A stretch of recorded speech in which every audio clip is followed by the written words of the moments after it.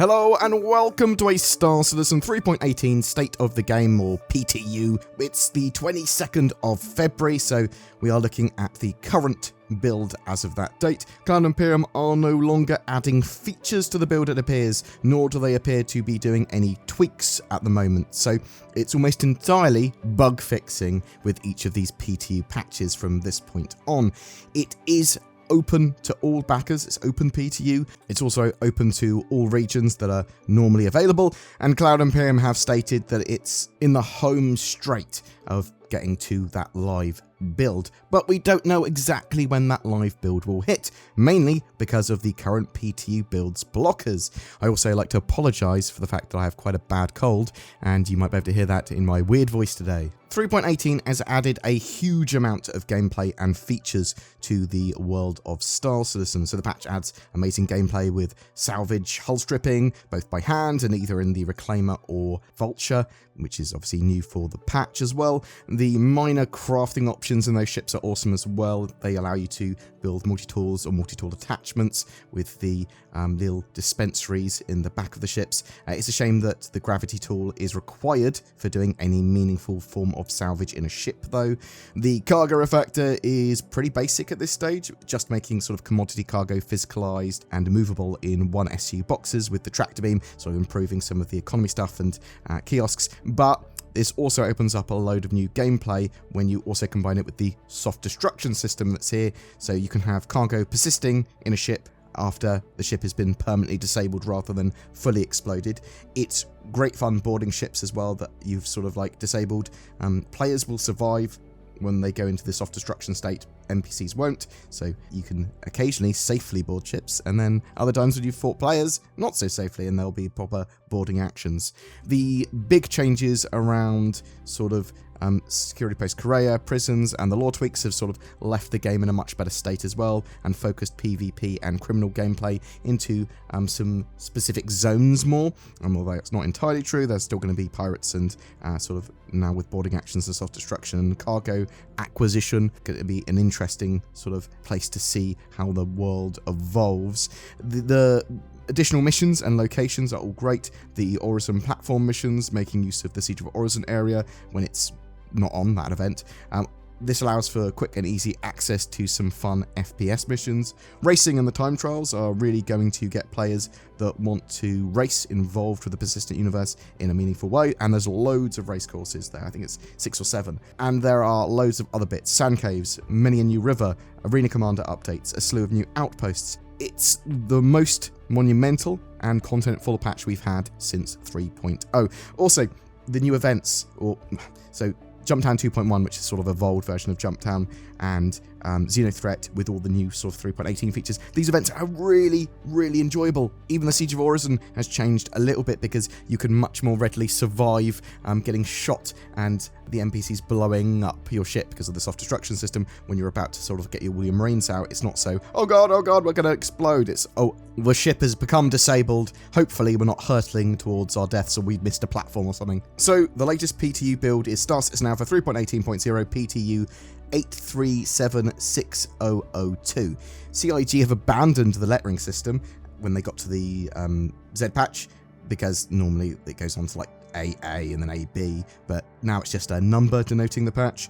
The testing focus is currently still pretty much all new content for 3.18, but really it's bug fixes and have they stuck after being sort of fixed. That's what's being tested. So yes, there were some fixes with that latest PTU patch. There have been many transit elevator fixes that should greatly improve the experience across the PU, because they were plaguing the universe. That and 30Ks, lots and lots and lots of that over the last couple of weeks. So other fixes, the player being able to call elevators from hangar interiors, this has been fixed. Head tracking, rotation and pitch were being constrained. Players were unable to call elevators from rest stop refineries. Mining UIs in the turret were too small or hard to read, and they also fixed a client crash and 3 more server crashes. The only real important thing here though is the known issues, because they are blockers to getting that live build, or at least most of them are. Not all of them, but most of them. So what are they? Snubs don't work in the Connie. Wallace Klim, the mission giver, is missing. Ammo clips drop off players. There's missing audio and sound effects with the quantum travel stuff. Scanning is not showing advanced statistics and details. Elevators and trams are unreliable and jittery. Issues while salvaging some ships. Loaded high-capacity cargo ships can cause slow frame rates or crashes. When flying near another ship, sometimes you can hit an invisible object. Players can spawn in prison, incapacitated. The target reclaimer, October Rising, can disappear when you get near it, making that mission impossible.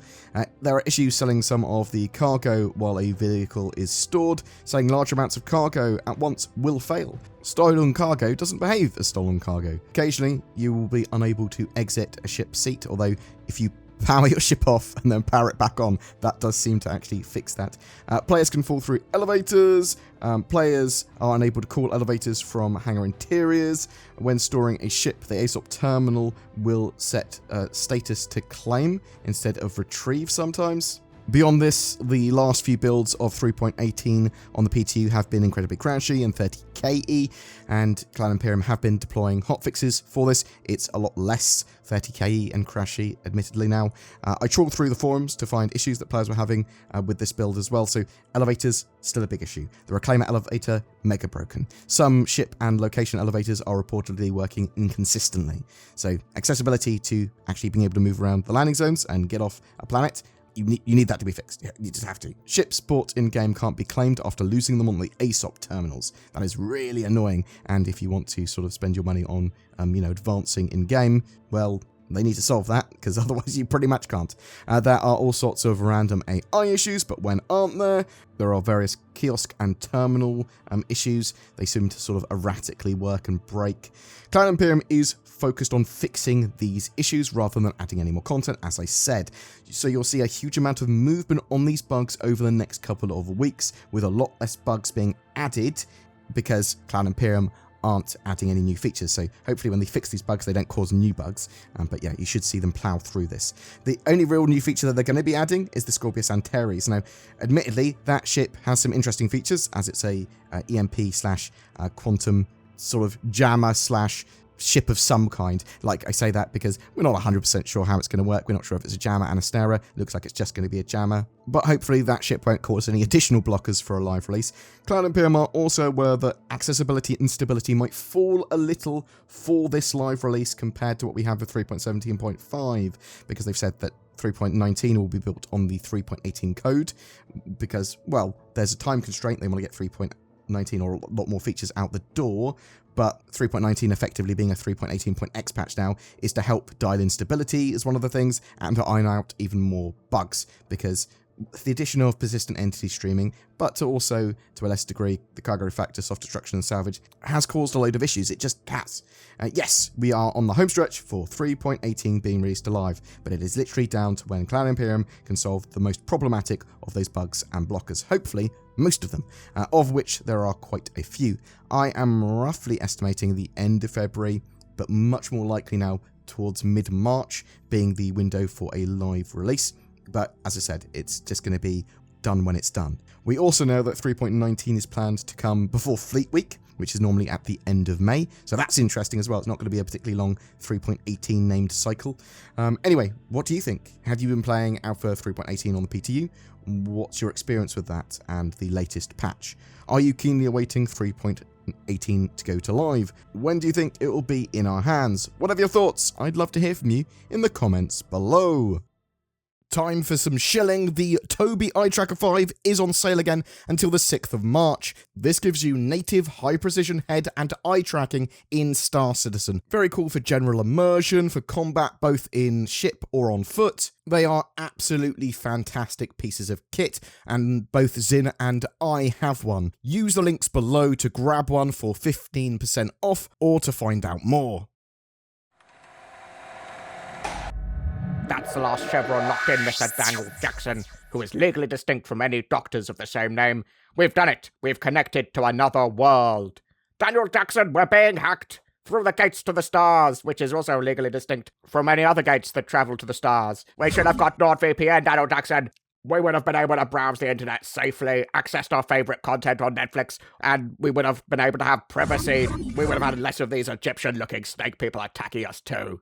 you should check out nordvpn.com/BoredGamer and get yourself a great deal on NordVPN. Just click the link in the comments section below. Every month we have a ship giveaway. For February, it's for a Crusader Spirit C1, the very cool looking multi-crew, multi-role competitor to the Cutlass Black and Freelancer. As it's a concept ship, you'll get a Cutlass Black until it's made flyable, you'll get lifetime insurance with the ship, and a game package for Star Citizen 2, so all you need to play. Just comment on any of my videos made during the month to be in for a chance of winning that. If you would like to further support the channel, then consider becoming a Patreon or using that join button under my YouTube videos to become a channel member. It goes a massive way to helping us make videos every day, and you'll get some exclusive content from me and Zinnia from time to time too. Become a board gamer today!